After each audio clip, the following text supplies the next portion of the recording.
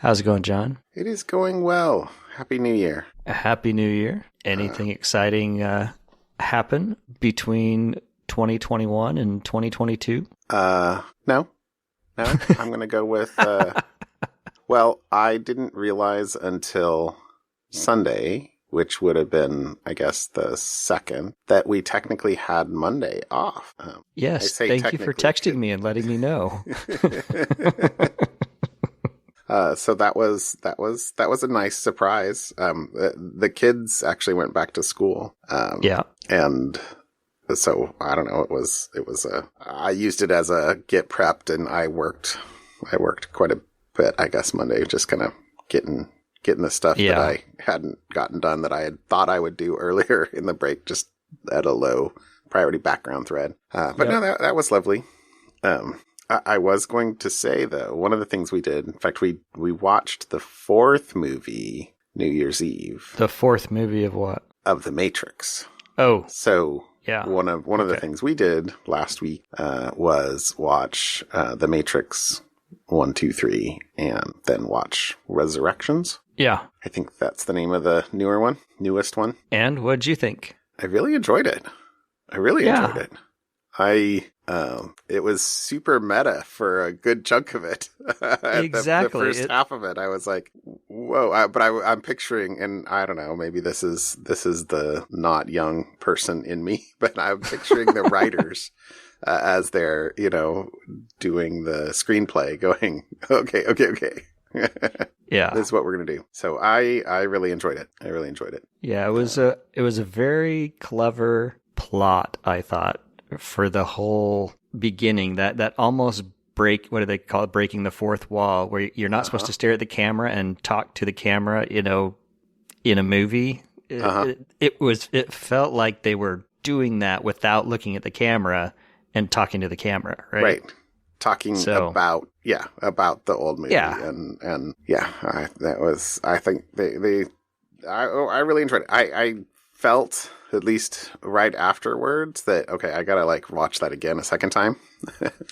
Because it felt as if there were lots of kind of foreshadowing and, things in the first part that, you missed. Were kind of catches. Yeah, I mean, there were some okay, you didn't have to be quite so obvious. I mean, the fact that the shrink's glasses were the color of a blue pill. Yeah. For example. Yeah. But no, we really enjoyed that. Yeah, it was a nice, quiet New Year's Day, New Year's weekend. It was a cold New Year's week. Oh, that whole week. The whole week, very cold for Oregon. Exactly. You do have to qualify. Yeah. Anytime it gets down to freezing and a little bit below freezing, or we got snow, that stuck around. That's not normal. So, how about you? Anything fun? What did we do? My middle daughter had a New Year's Eve party, had a bunch of kids in the basement, and they hung out and had fun. So the rest of us, frankly, my wife and I basically sat upstairs and watched the best of Jimmy Fallon over and over, different best of Jimmy Fallons. Okay. Until, New Year's, because we didn't want to watch the Times Square thing. We didn't want to watch any of that kind of stuff. The countdown stuff is no longer as entertaining as it was, I think, when I was younger. So we watched something that we were entertained by and watched a bunch of Jimmy Fallon clips. That's funny. So, yeah. Well, that's cool. Yeah, I think my boys and I were playing a game until about 5 minutes to midnight. And then, I'm like, okay, we gotta flip on the TV. So we sort of watch the ball drop. And then it wasn't actually the ball dropping. It was in, I don't know, Los Angeles or something like that. And so we did the countdown and then some fireworks. And then it was like, all right, well, this is kind of weird. And we don't really want to watch these singers that, whatever. Yeah. Okay. So party pooper, but similar. We did turn on ABC and watch the ball drop in New York, 3 hours after it had actually dropped. Right. But, right. Replay. We turned that on for the 2 minutes before, watched the 2 minutes, and then hung up. Turned it off. You old man. Get off my lawn. Get off my lawn. Yeah. So one of the funny things that I guess my wife and I did though this past weekend was, and this was a little bit outside, but it was kind of we're to the end of my vacation, quote vacation, and really haven't done anything outside because it was so cold and miserable. Right. But we went ahead and put the garden to bed the rest of the way, meaning that we went out and we pulled the last kind of drooping vegetable plants that hadn't actually died, and flowers and annuals at least, and put cardboard down in all the raised beds. A weed, maybe because this is kind of funny, this comes into my something fun later, but a weed is not necessarily a weed. It's just something that's growing where it's not supposed to be. And this is something that, let's say I have debates about with my bride. She likes living things. And so if a plant is going to grow someplace and is doing really well, she's like, well, we should keep it there. And I'll be like, that's not the marigold place. Like, we don't want marigolds there. Therefore, we should pull it. Right. or transplant it. I mean, if it's something that can be transplanted, but not everything transplants easily once it's identifiable as whatever it is that it is. And so, I'm kind of destructive. A place for everything and everything its place, except that is totally not the way I live my life. Although I sometimes wish that I did. It's okay. It's okay. Mm-hmm. Hey, so any New Year's resolutions for you? I totally have a cliche one. I want to lose weight, and I'm trying to eat a little healthier. I went back because I have a scale that connects to the internet and records my weight since 2017. I went back and looked, and I lost 18 pounds in 2020. Yay, Good me. for you. I gained 10 of those back in 2021. Good for you. So, I mean, no, not good for you. Sorry. So I think I would like to get back those 10 that I gained from 2021. So totally cliche, but so far, so good. On my to-do list is eating more healthy and exercising. And, I'm air quoting eating healthy, eating healthier. I'm going to give you kudos. You didn't get fries when we went to McDonald's the other day. That's what it is. You were trying to avoid saying that, but that's okay. I did not get fries. I still had a Diet Coke and I still had a hamburger, but I skipped the fries. So eating healthy. Good for you. So there you go. Those are other than that, no other New Year's resolutions. And you? Pretty much the same, except that I was way worse than you in 21. Way worse than you. Maybe actually a little better than you in 20, because I lost a lot of weight in 20, but I gained it all back in 21. So, I'm mostly the same. Although one different one too, though, is I've decided about a year ago, probably it was New Year's last year. One of those failed resolutions. Because I'll tell you, I tend to be bipolar with my resolutions. Either I'm so militant that I totally do it, and I've done some resolutions that I'm pretty proud of, and held to them. Like I went a whole year without drinking a can of Diet Coke. I remember that year. You also remember the qualifiers that I was careful to put on that resolution. You did not have any can of Diet Coke that I saw. I had no cans of Diet Coke, which was a real thing because we had free cans of soda at work. And so that was kind of the point, was like, don't drink soda. Don't drink all the free soda at work, just as a, imbibing at will. But anyway, I forgot where I was. Oh, but so last year I went and I bought like a Costco size thing of vitamins and a Costco size thing of like those omega fish oil thing. Yeah. And I was like, I don't really eat the healthiest. I should take some vitamins. And then I didn't really do a good job. So one of my things is I'm going to be try and be good about having vitamins, taking my vitamins every day. All right. I see you put something in follow up. I actually put something in follow-up, which right. probably should have been one of my New Year's resolutions, is to try to put stuff in follow-up, because I think you do most of the follow-up. But this is totally a follow-up you would have done. That is. And I hadn't seen this, so this is good. Yeah, so this is the Log4j. So following up on Log4j and patching Log4j, which we talked about the last couple of weeks, I was surprised to find out that the FTC intends, and I'm reading now, intends to use its full legal authority to pursue companies that fail to take reasonable steps to protect consumer data from exposure as a result of Log4j or similar known vulnerabilities in the future. Failure to identify and patch instances of this software may violate the FTC Act. Now, I don't know what the FTC Act, but they quote here the Equifax breach from 2019, which we talked about because we've been doing the podcast for 4 years now. Mm-hmm. As an example of what happens and why they have the authority to do it. So this will be interesting to see the FTC. It's not the same, but it reminds me of like GDPR and fines that are handed out to companies for GDPR. This one is now essentially handing out fines and letting companies know, we will fine you if you cannot prove that you at least tried to patch something that is known. Exercise due diligence of some sort. Yeah, which was kind of the Equifax issue, was a vulnerability that had been around for a while. And had been $700 million is not it's not a scratch. And that was their settlement after the fact. So there's my follow-up Log4j stuff. An additional Log4j. We'll see. Now it's a waiting game to see which is the first company that gets. I'm going to say vulnerability management companies are pretty happy about that sort of article today. I am quite sure they had that on their email list when they spammed people, spammed customers.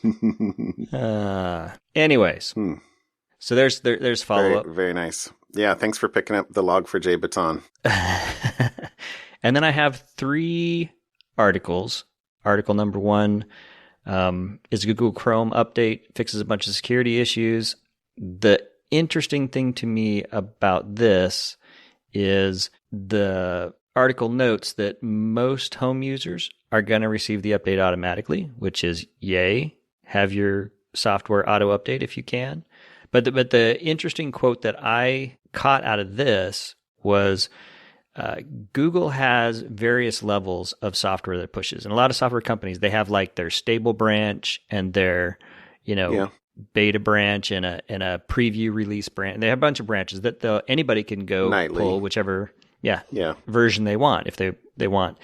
And the comment here is, and I'm quoting again, is stable is now becoming cyber safe to use as opposed to won't crash your machine. A meaningful difference with the onslaught of cyber vulnerabilities. So I thought that was interesting, is for companies that are publishing software regularly, like Google with Chrome and other companies that have software that is continually updated, will we start to see some kind of, and this one is cyber safe, to use the terminology here, or will there be qualifications on nightly or dev or preview builds that kind of indicate, hey, these haven't gone through full vulnerability testing. There may be bugs or something. I don't know. So that was the interesting quote on that one. And attached to that article was another one.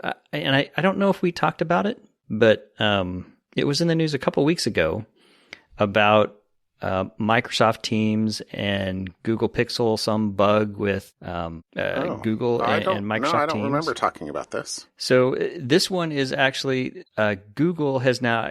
There was a bug in Microsoft Teams, I think in December, that caused issues with people who had Pixel phones, and Microsoft fixed their side. This is now something I was unaware of. There was also a Google Pixel required update because as a result of that Microsoft Teams bug, it exposed a bug on a Pixel phone that was this weird side effect that prevented the phone from making a 911 call if you had Microsoft Teams installed.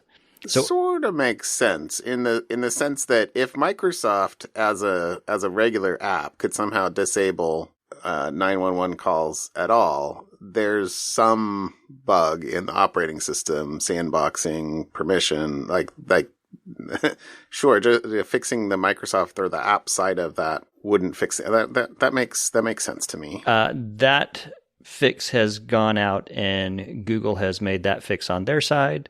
Microsoft Teams can also be used to make phone calls, not just. But that was specific to Pixel phones, not just any Android. It was specific to Pixel phones, as far as I'm aware. The article mentions a bunch. It doesn't of versions of the Google Pixel. I did not see anything related to other interesting hardware phones. So a driver issue of some sort.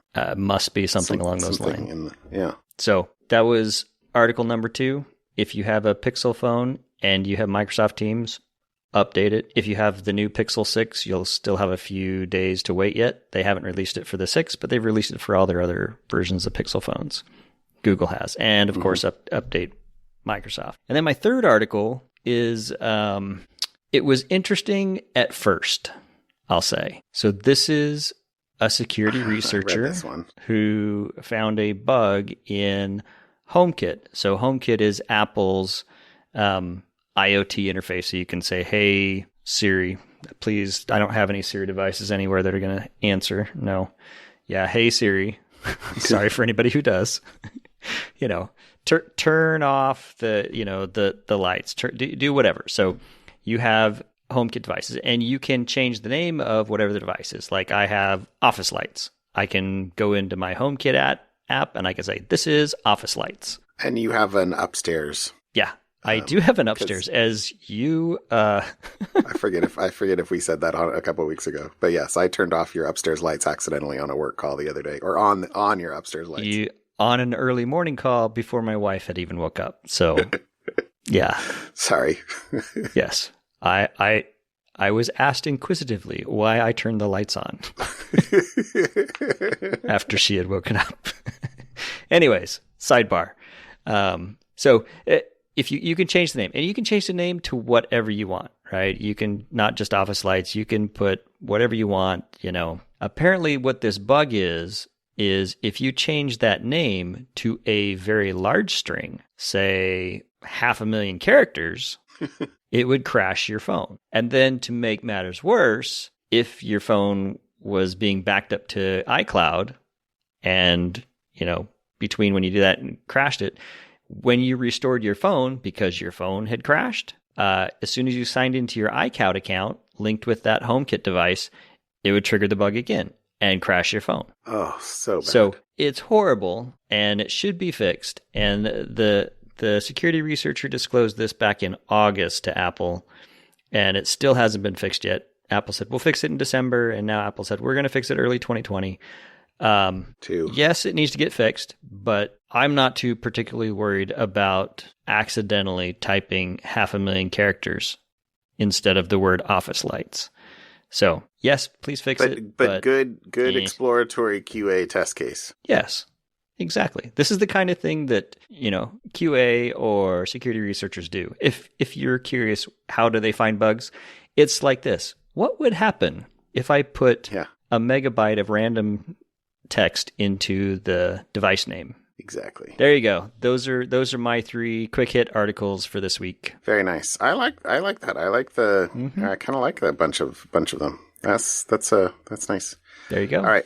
I only have one, but it is an interesting one, I think. So this is a kind of a post-mortem or a follow-up article about Polygon.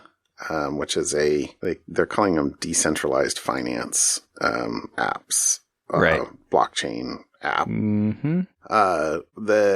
That was fixed in early December. So there was a researcher, Leon Spacewalker. If that's his real name, that's awesome. It's only slightly worse. I'm trying to decide than Skywalker, Spacewalker.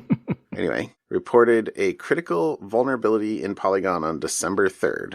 So this was in their MRC20 contract, it says. Mm-hmm. But evidently the cryptocurrency that Polygon uses is Matic, whatever. Okay. But this vulnerability, which was basically a lack of a balance check in their function, would have allowed an attacker to steal all 9.2 billion Matic as of December 5th, which is when they fixed this, from their contract. Or they need to talk to the guy that just tried the Apple fix, see if he'll work on their stuff. Exactly. It says that there was a second, quote, white hat that submitted the same defect just a couple days later, and that black hat or a set of black hats managed to steal 800,000 of their Matic tokens using the same exploit before they were able to get the fix implemented, which was on December 5th. So basically between the 3rd and the 5th, they had 2 submissions and some number of people draining the contract. Mm-hmm. Which, given how bad it was, it's kind of interesting in my mind that wasn't worse. So I think they were pretty lucky about that, frankly. Yeah. Or maybe they were, whoever the people that were draining it were trying to stay below-ish the radar. Right. But, because, so there's a couple interesting things about this. The first was they paid out whopping bounties. So to Leon, they gave a $2.2 million bounty for finding and reporting the vulnerability. And to the second one, who they were just calling White Hat 2, they gave 500,000 Matic, which was worth $1.2 million, $1,262,711 at whatever the current time was, which evidently was even more than their top bounty payment amount. Mm-hmm. But given the severity and the fact that he basically saved them all of their monies, seems like a pretty small price to pay. So I really thought that was awesome, and kind of puts the incentives in a better place. Right. Because there's a comment in the article, but effectively that it's inevitable that defects will be found in the open software. Mm-hmm. One of the, I'll say, nice things about open blockchains or things like Ethereum, you can read the contracts. You can see it's open code. One of the bad things about open code is you can then copy that code essentially into a private blockchain on a dark network and do whatever you want against it to try and figure out how to break it. And then if you find something, go take advantage of it on the live network. Mm-hmm. The comment I highlighted out of the article here is the most important way to protect live code is with a gigantic bug bounty. Yeah. So, good for Leon. Good for Leon. Make the incentive to tell them about the fix worth more than the incentive to just take it. Yeah. And it that doesn't mean that, okay, cool, you could have stolen 10 billion Matic, whatever that is. Okay, but then you've got the FBI after you, and there's like consequences with other choices. Correct. Whereas like a $2 million award's pretty darn nice. Yep. That's fantastic. So anyway, that was sort of the first part of this article that I want to bring out. The second part was a little bit about the actual technical details, which was, as with many things, seems like it basically comes down to a basic, simple problem. Essentially, I just read the first bullet. Right. So the first thing is the first function that gets called in here will continue on processing without checking whether or not the initiator or the from in the field here has enough balance to actually transfer. Mm-hmm. So that means you can quote unquote drain more than is available. So if you're not checking balance, And then the second thing is that you can call this transfer function without an actual valid signature, because the transfer function doesn't properly check the return of the signature validation. So, the actual steps of this were, you have to create any byte string of a length other than 65, because there's a check in the validation function that says, is the strength equal to 65? And then, because it says, let's see, create a byte string of length anything other than 65 due to the check in e-recovery. If a packed signature does not have length 65, it will return the 0 address. This means we don't need a valid signature to proceed with the attack. The amount can be any amount, but we can use the full balance of this contract, the smart contract MRC20, and the two addresses where you want to transfer the data. The from, after the from address is recovered from the invalid signature, it doesn't even really matter where it's from, because the Matic contract is actually transferring the balance from itself, from the, there's a check to make sure that the from address isn't the MRC contract itself. Right. And so long as that's not the case, which basically doesn't matter where the from is, especially since it didn't check whether that was a valid address or what the balance was. It gave you some of their tokens. So rinse, repeat, and, profit. There you go. So that was I thought that was a great kind of breakdown of the article, both from kind of a philosophical side as well as a little bit of the technical details, because they've actually got the contract code up in the article, and so you can read it, and it's pretty clear. Okay, yeah, not checking that return value, not validating that. So anyway, that was the article that I appreciated this week. Mm-hmm. Yep. I've noticed we're slowly creeping back into cryptocurrency land in the last I was thinking that. I wonder what that means. We're going to be talking about NFTs soon. Okay, maybe not. No comment. Well, ready for something fun? Yep, let's do something fun. All right, my something fun is in Popular Mechanics, an article from Popular Mechanics, and the title is "Your Brain Can't Handle More Than One Thought at a Time," which is good for me because I don't even know if my brain can handle one thought at a time. Sometimes, at least I know that I can't, handle more than one. And then the subtitle is, "And if you think you can, this is why you're wrong." So it was a little bit of a clickbait headline for me, but I picked up on it. That's so funny. And what the article talks about, and I liked it because it associates it with computer circuits. It was, your brains. So the beginning was, hey, if you're reading a story while also listening to a podcast, you're probably going to end up being frustrated and losing focus on both tasks together, on one or both tasks altogether. And there's a reason for that. Your conscious mind is incapable of dealing with more than one thing simultaneously if, and here's the if statement, those operations require the same part of the brain, which makes sense, at least when you say it out loud, right? Your brain's language regions are processing the sound, words, and meaning. And so when you read and listen to two different things, you're forcing your brain to draw on the same resources. It's a professor of psychology at the University of Pittsburgh. He equates it to, imagine a circuit where you've got multiple inputs and multiple outputs, but they share the same wires, right? Mm-hmm. At best, you're doing things serially, switching between them. So you're switching between them serially. On the other hand, if you're drawing power from separate regions of the brain, your conscious mind can multitask. You can drive and listen to a podcast. You can walk and chew gum, or what's the joke, right? So as long as those systems are operating without crosstalk, you're doing fine. And I thought of this because we've talked a number of times about how you like audiobooks, you listen to audiobooks, and then you do something else that's whatever.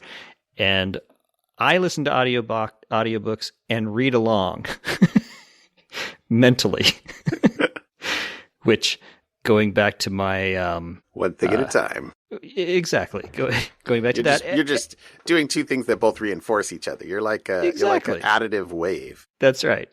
And going back to my New Year's resolution, I have now taken to listening to audiobooks while I exercise. Oh, see, there you go. But my exercise bike also has it's not a Peloton, but it's iFit. It's a different thing where it's got a TV screen and you can ride through Iceland. Today I rode through Iceland. I had the video up with the sound completely off because, the trainer talks to you and says, hey, we're going to go up this hill, whatever. The trainer says stuff. I had my iPad in front of it reading my book, but occasionally I would glance at the scenery right behind, on the TV behind. So There you go. I can only handle one thing at a time, but I can double up on the same one thing. That's pretty funny. Yeah. That's pretty funny. There you go. What fun have you brought? And I know what it is, and I'm actually kind of excited about it. Well, so here's my problem. I have two problems with this. The first of which is, so this is a John Deere tractor. Right. My first problem is that, John Deere has been particularly bad this year with the worker strike. I guess not this year. I guess that would be last year, but at this point. And also just they've been particularly bad about the right to repair, which is something I feel pretty strongly about. Yep. For a long time too. So not a great shining example of various things there.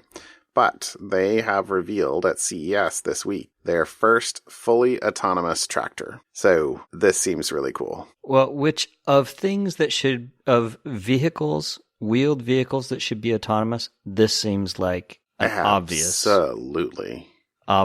Absolutely. And they've done, they've had, I guess I'll say automation or what do you call GPS steering? I don't know what they call it. Yeah, sorry. GPS guiding. For a long time. So I watched the first few minutes of their press conference, but it was actually 40-minute video. So I haven't. Right. I think I'm going to watch a little bit more of it. But a couple of things that they said in the video, they weren't in this article. One of which is that they started. One of the first funny things that I didn't really realize. So the first John Deere, the founder, was a blacksmith, and his first invention was the steel plow, like the actual steel plow that you could pull behind a horse. So it wasn't the dude from Eternals? I'm gonna go no. Oh, all right.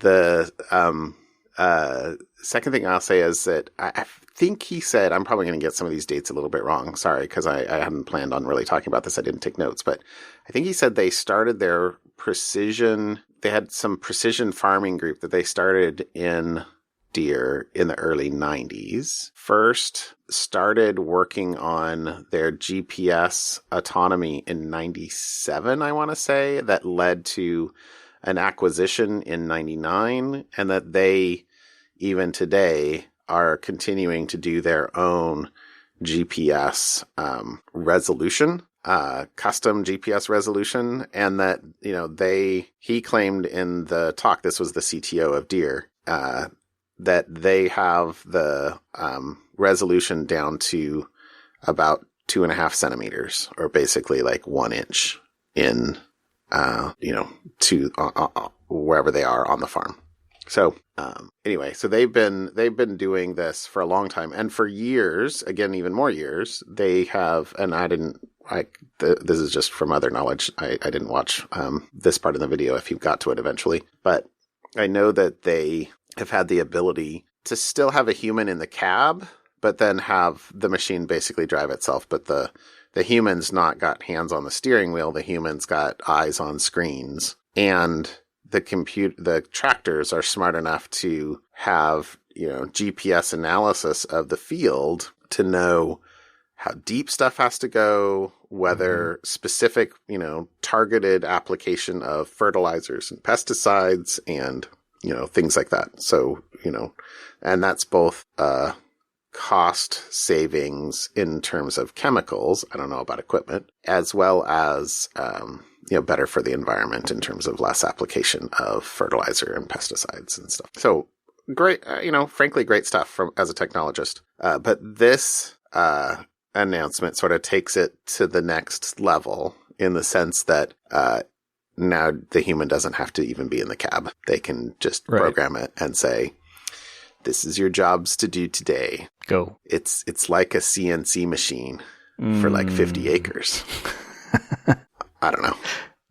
I like that analogy. I really enjoyed the CNC work I've been playing with for the last couple months. But anyway, so it says that it's based on one of, it seems like it's, and again, I haven't gotten farther into the video if they said other things, but from the article now, it says it's based on the John Deere's 8R tractor. It has 6 pairs of stereo cameras that enable 360-degree obstacle detection and the calculation of distance, and that images captured by the cameras are passed through a deep neural network that classifies each pixel in approximately 100 milliseconds and determines if the machine continues to move or stops depending on if an obstacle is detected, and that the same neural network is able to differentiate between weeds and crops on the fly, selecting certain plants for removal while leaving others behind to grow. And that's the point where, at least in the article, it says weeds is in quotes because a rose in a cornfield is a weed. And so it's context dependent. Right. What should be growing there? Back to John's. This should not be growing there. It might be fine. Yeah, exactly. This might not be a dandelion, but it is a, wheat in a cornfield or corn in a wheat field. Right. So anyway, so that's interesting. They had other data in there and they were pretty explicit about, hey, this keeps you from having to hire people. Yeah. But they also had made a point in here about, the average farmer is over 55 years old and there's a declining interest in participation in farming as a career. So, that's chasing a declining market in some ways, but also, needing ever greater and more efficiency, from the same, acres and hopefully figuring people are always going to need food. Eating is one of the basic things that has to happen. So supply and demand. Soylent Green. This looks pretty cool. I'm all for autonomous tractors milling around cars. Yeah. Acreage. Look out, it's empty Frank. Acreage, with only the random bird or rabbit to be aware of. Yeah. So I don't know. The last point I kind of pulled out of here is that it says, on a farm, you're never that far away from batteries being able to recharge. Presumably, I think even on the gigantic farms, you're probably a few miles, not like a car. Right. And that it says at least that, the torque, it was what matters versus speed, and that an electric tractor can keep working longer at its most efficient low RPM range. So right. It's about hours, not miles. Mm-hmm. So anyway, that was my something fun. Cool. Oh, they start at $500,000. Pocket change if you've done any research into cryptocurrency contracts. Exactly. Leon could buy 4 of them. Leon could buy 4 and a quarter. Yeah, and have money left over. Exactly. Well played. Well played. All right, dude. All right, my friend. Yep. Call that a show. Okay, it's a show. Welcome to 2022. And it's gonna be a good year. May it be better than 2021. I feel like we can can only get better. I'm gonna be all positive. Right. Yes. Same. All right. We'll see you. Have a good night. Yeah. Bye, Eric. Bye.